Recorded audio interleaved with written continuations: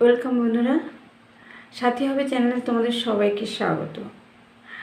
আশা করি তোমরা সবাই ভালো আছো। আজকে একটা নতুন গল্প, নতুনভাবে। ভগবান আমাদের কাছে কী চান আমরা কিন্তু বুঝি না, আর যে বুঝতে পারে সেই কিন্তু জ্ঞানা। আর কে বুঝতে পারে? যার উপরে ভগবানের আশীর্বাদের হাত আছে। ভগবান নানানভাবে খেলা করেন, আমাদের ভালোই করেন, কিন্তু আমরা বুঝি না। যেটা খারাপ হয় ভাবি শত্রু এই খারাপটা করলো, কিন্তু না, শত্রুর কী ক্ষমতা আছে শত্রু করবে এই খারাপটা, তাই কি না? সেও তো ভগবানের ইচ্ছাতেই হচ্ছে। চলুন আজকের গল্পটা। একটা গরিব ফ্যামিলি, প্রচণ্ড গরিব। সেই ফ্যামিলির যে মেম্বার মানে গার্জিয়ান, সে একটা প্রাইভেট কোম্পানিতে জব করে। তারা ঘরে 4 জন, তার ওয়াইফ, তার একটা ছেলে এবং একটা মেয়ে, 4 জন জব মানে ফ্যামিলি মেম্বার তাকে নিয়ে। তো যেহেতু প্রাইভেট জব করে, কিন্তু মানুষের তো আশা অনেক না, আশা আর আকাঙ্ক্ষা এই দুটো নিয়েই তো জীবন।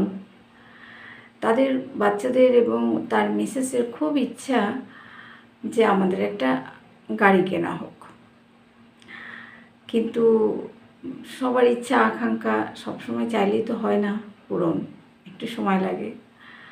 তার বাবাকে যখন তারা বাচ্চারা ধরলো যে বাবা আমাদের জন্য একটা গাড়ি কেনো, আমাদের খুব ইচ্ছে আমাদের একটা গাড়ি হোক, তার মিসেসও বললো হ্যাঁ গো আমারও খুব ইচ্ছে, সবার আছে এখানে আমাদেরই নেই। তখন বাকিতে অন্তত নিয়ে নাও, আস্তে আস্তে দিয়ে দেবে মাইনে থেকে। তো বললো হ্যাঁ, তার জন্য তো কিছু টাকা আগে ধার্য করতে হয়, সেই বাকিতে নিতে গেলেও তো কিছু টাকা আগে অ্যাডভান্স করতে হয়, তবেই না একটা গাড়ি নিতে পারবো। একটু সবুর করো, সবুরে মেওয়া ফলে।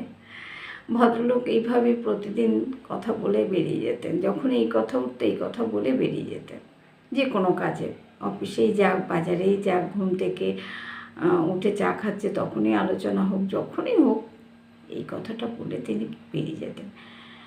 কারণ হচ্ছে এই ইচ্ছেটা তার মনেও ছিল, কিন্তু সে সময়ের অপেক্ষা করছিল। কারণ সংসারটা সে চালায়, আয়টা সে করে, তাই আবদারটাও তো মেটাবে সেই। কিন্তু তার জন্য যে প্রথম ধার্য করতে হবে যে টাকাটা, অ্যামাউন্টটা কোম্পানিকে, সেটা তো গোছাতে হবে না সব কিছু সামলে নিয়ে। ভালো কথা। যখন সেই টাকাটা গোছানো হলো, তখন ভদ্রলোক একদিন সেই গাড়ির শোরুমে গেল গাড়ি কেনার জন্য। বাচ্চাদের বললো তোমরা যে গাড়িটা পছন্দ করবে, যে কালারটা পছন্দ করবে সেটাই নেব। কেন সে জানে আমার বাচ্চারাই সব, তারাই যদি পছন্দ করে আনন্দ করে, তাদের আনন্দই তো আমার আনন্দ। তখন বাচ্চারা একটা কালার চয়েস করলো, করার পরে তারা বেশ কিছু রাস্তা আসছে আর আলোচনা করতে করতে আসছে যে আজকে আমরা গাড়ি কিনেছি, আমরা আজকে আমাদের এখানে যে সবথেকে বড় মন্দিরটা আছে সেই মন্দিরে যাব, এবং সেই মন্দিরে গিয়ে আমরা গাড়িটার পুজো দেব, ঠাকুর কাছে প্রার্থনা জানাবো, পুজো দেব, তারপর বাড়ি যাব, সবার জন্য মিষ্টি নিয়ে যাব, সবাইকে মিষ্টি দেব। বেশ আনন্দ করতে করতে তারা আসছে। হঠাৎ রাস্তায় ঝড়, একদম অন্ধকার করে ঝড় নেমে এলো।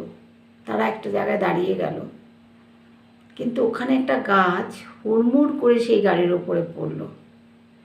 পড়াতে সবাই তো চারিদিক দিয়ে মোটামুটি বিশাল বড় আওয়াজ হয়েছে, চারিদিক দিয়ে লোকজন সব ছুটে চলে এসছে, কিসের আওয়াজ হলো, কোথায় আওয়াজ হলো, আওয়াজকে ফলো করে সবাই আসতে শুরু করে দিয়েছে। এসে দেখছে একটা গাড়ির উপরে বিশাল বড় একটা গাছ পড়ে রয়েছে। তখন কি করবে?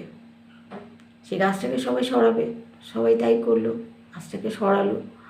ভেতরে যে 4 জন ছিল, মানে 2 জন বাচ্চা এবং স্বামী স্ত্রী 2 জন, তারা বলতে গেলে অক্ষত, তাদের সেরকম কিছু হয়নি, সামান্য একটু চোট লেগেছে, ওটা তো লাগবেই।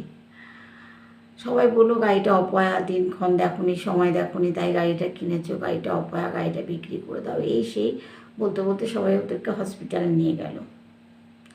হসপিটাল থেকে বাড়ি এসে ভদ্রলোক, গাড়িটা যেহেতু ইন্স্যুরেন্স করা ছিল, সব কিছুই করা ছিল, নতুন গাড়ি সবই তো নিয়ে বেরিয়েছে, সব কিছু কমপ্লিট করে। ভদ্রলোক আবার কোম্পানিতে গাড়িটা দেয় এবং গাড়িটাকে একদম আগের মতন করে নিয়ে আসে। আনার পরে গাড়িটাকে বাচ্চাদেরকে বলে যে চলো আজকে যাবো পুজো দিতে। কিন্তু বাচ্চারা এবং তার মিসেস খুব ভয় থাকে যে কি জানি আজ যদি আবার কিছু হয়, বাঁচবো তো আমরা। কিন্তু ভয়তে কেউ কিছু বলতেও পারছে না, কেননা তাদের আবদারের জন্যই তো গাড়িটা কেনা হয়েছিল। আর বাবা কেন গাড়িটা বিক্রি করে দিচ্ছে না, এই প্রশ্নটা কেউ করতে পারছে না বাবাকে। তখন আর কি করবে, চারজন মিলে গাড়িতে উঠলো। এবার প্রতিবেশীরা দেখে বলছে কি তোমরা আবার সেই অপয়া গাড়িটায় উঠছো, যে গাড়িটা কিনা তোমাদের জীবন নিয়ে নিচ্ছিল, এই গাড়িটাতে কেনার পরেই তো তোমাদের এত বড় অ্যাক্সিডেন্ট হয়েছে, অথচ তোমরা আবার এই গাড়িটাতে। তখন ভদ্রলোক উত্তর দিল, হ্যাঁ গাড়িটা কেনার পর আমাদের অ্যাক্সিডেন্ট হয়েছে, কিন্তু অ্যাক্সিডেন্ট হয়ে আমাদের কি কোনো ক্ষতি হয়েছে? হয়নি না, সবটাই গাড়িটা সামলিয়েছে। তাহলে অপয়া কী করে হলো যে আমাদের চারজনের প্রাণ বাঁচিয়েছে? তাহলে বন্ধুরা দেখছেন তো, ভাবলে এইভাবে অশুভকেও শুভ বলে মনে হয়। আজকের গল্প এখানেই। ভালো লাগলে অবশ্যই লাইক শেয়ার করবেন, কমেন্ট করে জানাবেন কেমন লাগলো।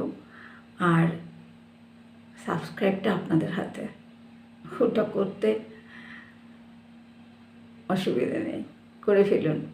তাহলে আমার এরকম ছোট্ট ছোট্ট গল্প, ছোট্ট ছোট্ট সুন্দর সুন্দর গল্প বলতে, আপনাদের সঙ্গে শেয়ার করতে খুব ভালো লাগবে। থ্যাংক ইউ, আজকে এই পর্যন্ত।